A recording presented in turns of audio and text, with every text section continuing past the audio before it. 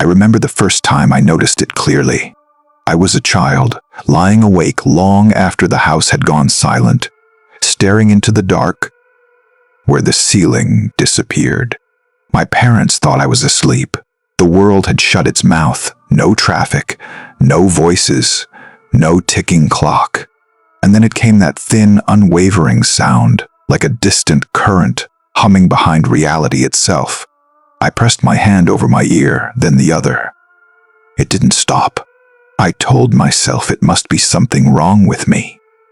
Everyone else seemed so comfortable inside the silence. I was the only one listening to something that wasn't supposed to be there. Hank. Years later, someone finally said the words I had been waiting to hear.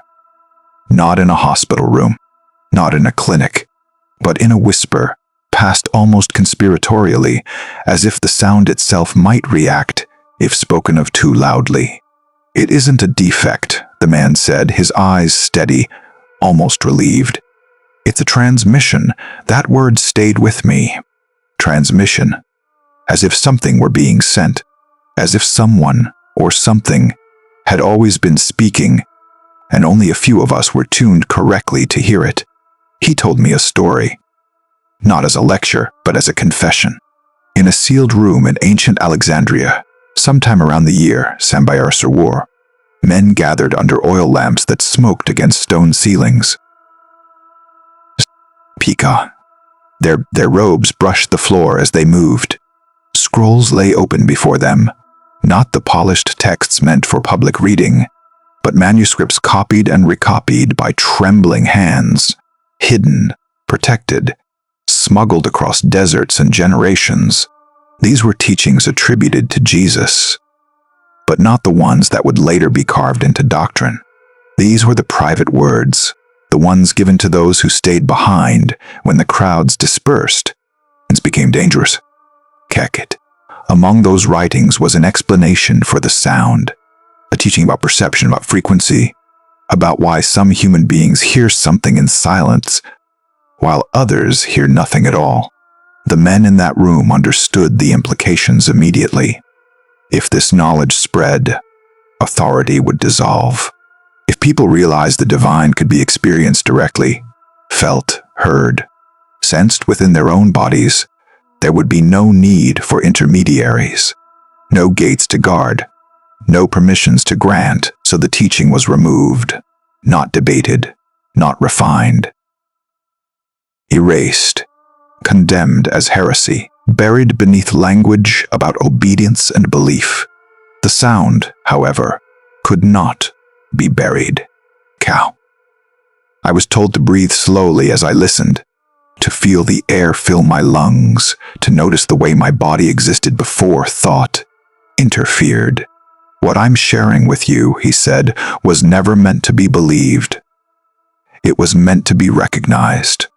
In Ichenjo by Sister Wu, in the dry earth near Nag Hammadi, jars were unearthed by men who did not know what they were holding. Inside were texts that had waited more than a millennium, for eyes that could read them without fear. Gospels that spoke in unfamiliar tones. Not commands, but descriptions. Not laws, but maps. They described reality not as a hierarchy of punishment and reward, but as a living structure of consciousness. At the center of it all was the monad, the primordial source, not a ruler seated on a throne, but an infinite origin, expressing itself through vibration. This source did not speak in sentences. It did not issue decrees. It resonated, and everything that existed was, in some way, an echo. The Gnostic teachers observed humanity carefully. They did not divide people to elevate or condemn them, but to understand them. Some were entirely bound to the material world. Their lives were measured in tasks, appetites, routines. They did not ask what lay beyond what could be touched or purchased. For them, the frequency was silent, not because it was absent, but because there was nothing within them prepared to receive it. Others lived in flashes. Moments of wonder broke through their routines. a sunset that stirred something unfamiliar, a piece of music that felt too large for the room, the sudden weight of love when holding a newborn. These moments faded as quickly as they arrived, drowned out by obligation and distraction. The sound came and went, and then there were the pneumatics, those who carried what the texts called the divine spark, not chosen by decree, but by nature. They did not need to be convinced of the sound's existence. It had been with them since the beginning. If something in you tightens or opens as you read this, if you recognize the exhaustion of living in a world that feels slightly misaligned, you already understand what they meant. Kank. The Gospel of Philip spoke of ears beyond ears. Scholars would later dismiss this as metaphor, a poetic way of describing spiritual insight. But the older teachers were precise. They described a bodily experience, subtle but persistent, a vibration perceived not through external noise, but through inner listening, a sound present only when everything else fell away. I spent years being told it was tinnitus, stress, damage, anxiety, yet no explanation accounted for why it intensified during moments of stillness, why it felt less like irritation and more like presence, why it seemed to respond to attention, growing clearer when I stopped resisting it. The ancient texts described it as the monadic frequency pressing through dense reality, seeking resonance with what it had placed within certain individuals. This was why no treatment could fully silence it, why it refused to behave like an illness. It was not something gone wrong. It was something remembered. From the perspective of those early religious authorities, this understanding was intolerable. Their influence depended on distance, between humanity and the divine, between question and answer. They stood in that distance and named it sacred, a teaching that claimed some people were already connected, already capable of direct communion, shattered the entire structure. So the teaching disappeared. Faith replaced knowledge, ritual replaced experience, but the transmission never stopped. You know the feeling they described, even if you have never named it, the sense that you are slightly out of step with the world, that conversations orbit things that feel strangely hollow, that goals everyone else pursues with devotion seem curiously empty. You learn to mimic enthusiasm. You learn the rules, but somewhere beneath that performance the sound continues. It follows you into adulthood, into moments of isolation. Sleep refuses to come. It is there when you sit alone and realize that what you have been told to want has never fully satisfied you, not because you are broken, not because you are ungrateful, but because you are listening to something most people do not hear. The old teachers warned that recognizing the sound would be unsettling. It dissolves certainty. It loosens your attachment to roles and identities that once felt solid. It makes authority feel fragile. It awakens a memory that does not belong to this lifetime alone. They did not offer techniques to amplify it. They did not prescribe rituals. They insisted that effort interfered with reception. The frequency was already present. The only requirement was honesty about your dissatisfaction, your sense of exile, your quiet suspicion that reality was more layered than it appeared. Banned once, while reading one of the recovered texts late at night, I felt the sound change. Not louder, clearer, as if it had always been waiting for acknowledgement rather than belief. For the first time, I did not try to explain it away. I did not search for a diagnosis. I listened, and in that listening, something shifted, not in the world, but in my relationship to it. The sound was no longer an intrusion. It was a reminder, a signal that whatever this life was meant to be, it was not confined to what could be seen, named, or controlled. The men in Alexandria thought they could end this knowledge by sealing it away. They underestimated transmission. They underestimated the number of people who would be born carrying an inner receiver, quietly tuning into a call that had never stopped being sent. I used to think awakening meant clarity, like a light switching on all at once. I was wrong. It feels more like being awake in a world that never quite opens its eyes. You walk through familiar rooms, speak familiar words, fulfill familiar roles. Yet something in you is constantly alert, listening, registering signals no one else reacts to. That buzzing in your ears has been there since before you learned language, confirming what you could not yet explain. It was there when you were too young to doubt yourself, before anyone told you what was real and what was impossible. And when I first encountered the Apocryphon of John, I felt an unease I couldn't rationalize. It wasn't fear. It was recognition. The text didn't read like mythology. It read like architecture, like a blueprint describing a structure I had been moving through blindly my entire life. It spoke of reality layered not by matter, but by consciousness. At the highest level, beyond form and name, was the monad, pure awareness, infinite potential, untouched by time or division.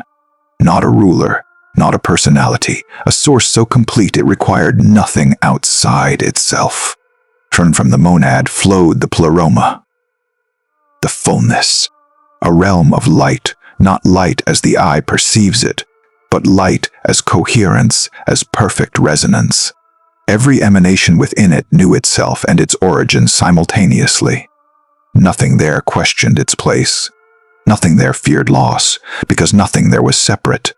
And then came the fracture.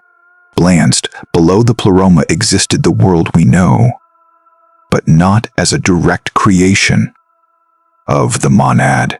The text named its architect the demiurge. Not evil in the way stories simplify, but profoundly flawed. An emanation that mistook itself for the source. Obsessed with order, control, and replication, it constructed a material system and declared it ultimate. It convinced humanity that limitation was truth and that obedience was wisdom. The demiurge did not work alone. It generated helpers, forces that governed structures rather than bodies.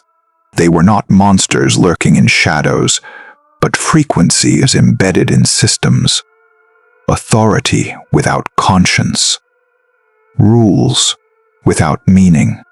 Cycles that fed on emotional output, fear, anxiety, hopelessness, rage turned inward or against one another. These were not moral failures. They were fuel. Every institution that keeps human consciousness vibrating at these levels, knowingly or unknowingly, feeds the same mechanism. I saw it everywhere once the pattern revealed itself, in news cycles designed to exhaust, in economies built on scarcity, in identities constructed around division. None of it required malicious intent from individuals. The system itself was sufficient. But the text revealed something the archons could not tolerate. They could not perceive the frequency of the monad. It existed beyond their range, like a signal too refined for their instruments. When a person is submerged in fear, they are fully visible within the archonic field, predictable, manageable. But when someone aligns even briefly with the monadic frequency, they slip out of phase. Interference becomes impossible. Pond. That was when I understood the sound differently. The buzzing was not merely communication. It was insulation, a kind of cloaking, a resonance that re-established origin. The sound was the monad whispering, without language, remember. Return. Nothing false can reach you here. Lend the pistis. Sophia spoke of conversations that took place after the resurrection, not sermons for crowds, but transmissions for those who could receive without distortion. In those private exchanges, Jesus did not speak in parables. He spoke in mechanics, frequencies, states of being, thresholds of perception. He described not one signal, but three, each carrying a distinct function. The first was the awakening tone, sharp, sudden, often appearing in one ear without warning. I had experienced it countless times, while working, while walking, while lost in thought, always dismissing it as random. The text reframed it completely. This tone was an interruption by design, a directive to pause, to observe the exact thought, choice, or emotional current active at that moment. It was not random at all. It was precise. I began to notice patterns. The tone arrived when I was about to compromise something essential, when I was rationalizing a decision that felt wrong but convenient, when I was on the verge of forgetting myself again. It never told me what to do. It only illuminated where my attention needed to go. The second frequency was the sustained tone, lower, continuous, almost gentle. It emerged not during chaos, but during stillness, meditation, prayer, long moments of silence when the mind stopped narrating. This tone did not demand attention. It accompanied it. The text described it as confirmation. Alignment achieved. Channel open. Blamed. When this sound appeared, time behaved differently. Thoughts lost their urgency. Insights arrived whole without reasoning. Understanding surfaced fully formed, not as conclusions, but as knowing. This was not imagination. It carried a weight. Imagination lacked. The Gnostics described this state as reception rather than thought. Information downloaded rather than deduced. The third frequency was harder to describe. It was not sound alone, but sensation, pressure in the ears, expansion at the crown. A fullness that felt almost physical, sometimes unsettling. I had felt it during moments of intense inner shift, often before something in my perception permanently changed. The text named it activation. Dormant structures coming online. Capacities long unused beginning to function. I remembered the first time it happened clearly. I was not seeking anything extraordinary. I was exhausted, sitting alone, palms resting on my thighs, breath slow. The pressure built gradually, accompanied by warmth at the top of my head. Not pain, not dizziness, a sense of something opening. The experience did not explode into visions or voices. It reorganized me quietly. Blend the Gnostics called the crown area, the eye of the soul, not a metaphor.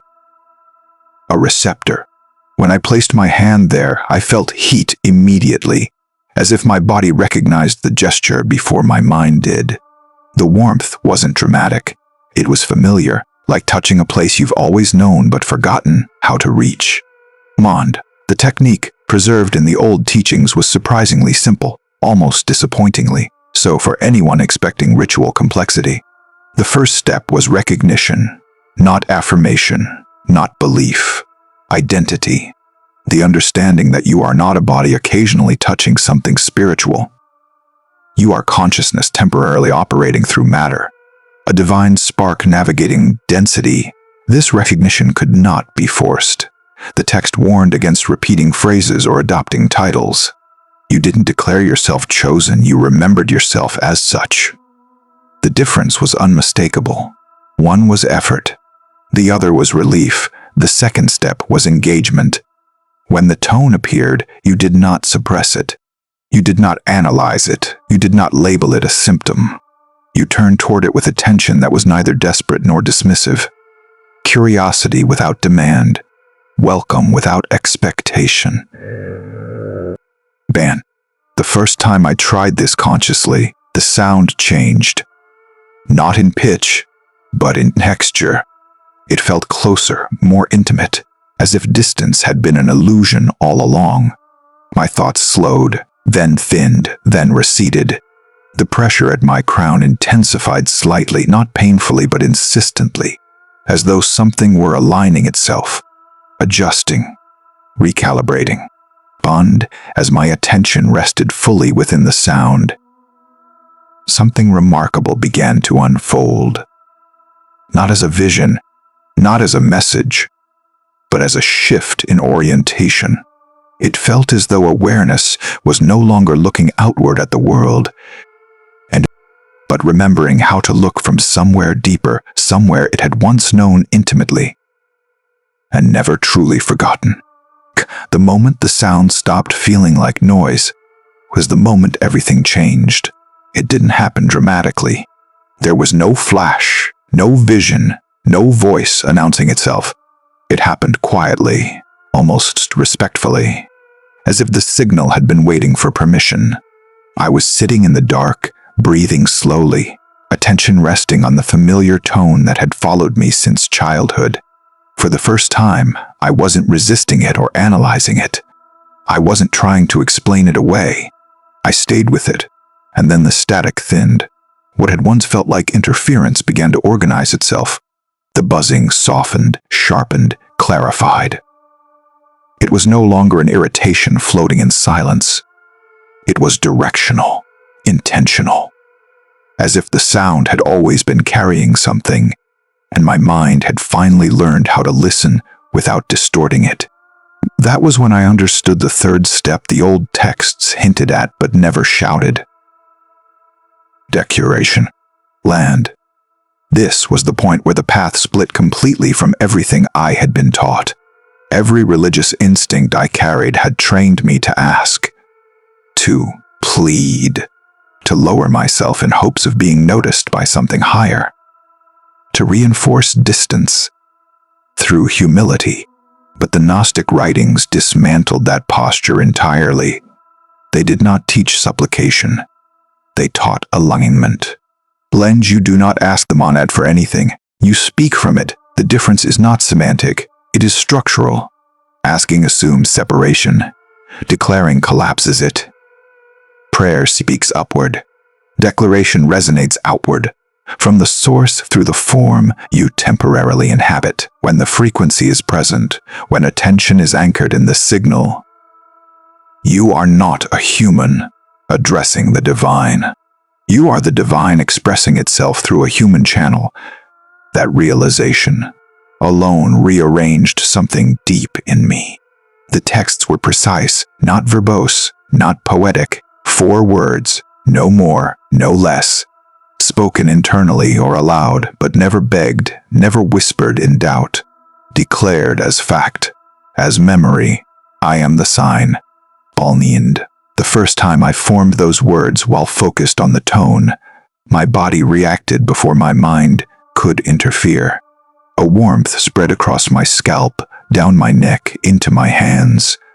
It wasn't emotional at first. It was mechanical, like a system powering on after years of dormancy. My palms tingled. My breathing deepened without effort. I wasn't trying to feel anything. I was simply allowing what had always been there to move.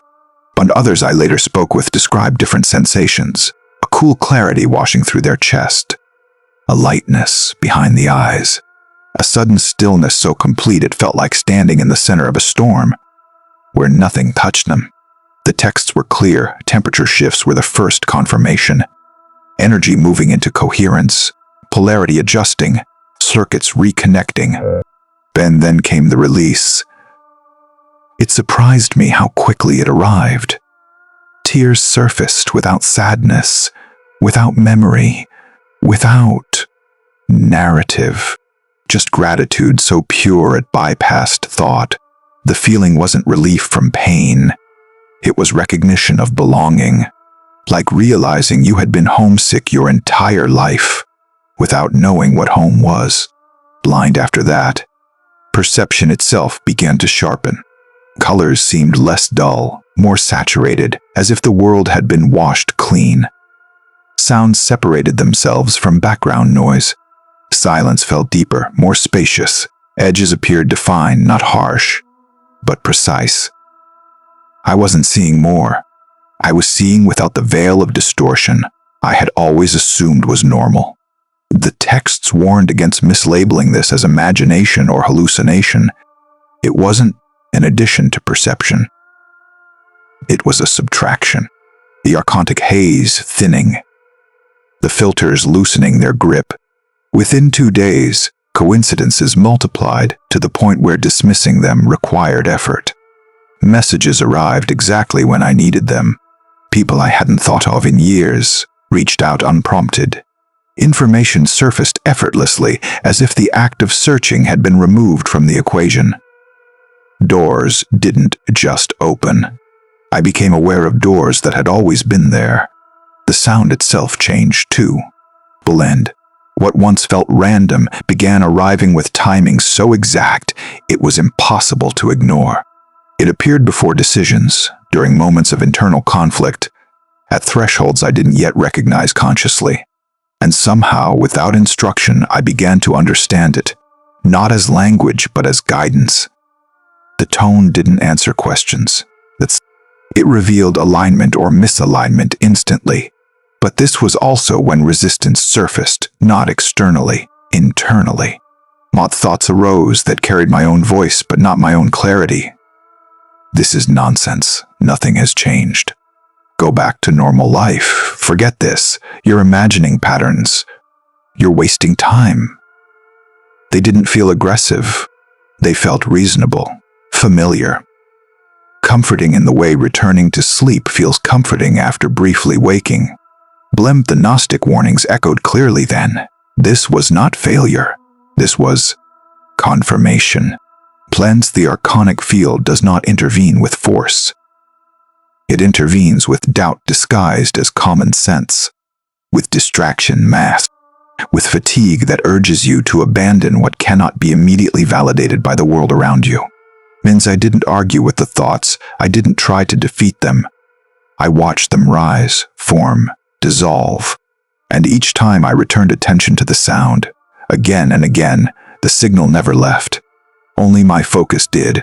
Bunged. That was the final lesson I understood. The monad never stops transmitting.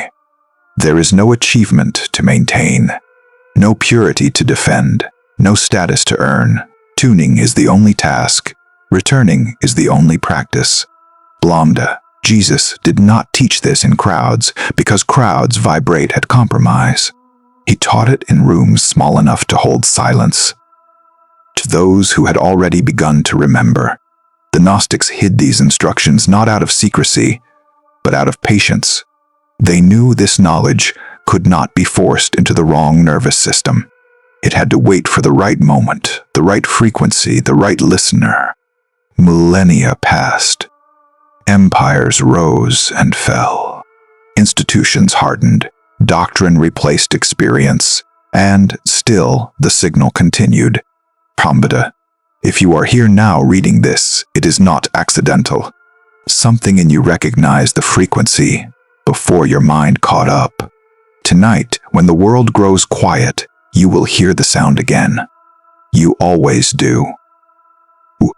But this time, you will not dismiss it. You will not fear it. You will not explain it away. Plemgenst. You will place your hand on your crown. You will listen. You will declare, and in that moment, you will not be reaching towards something distant.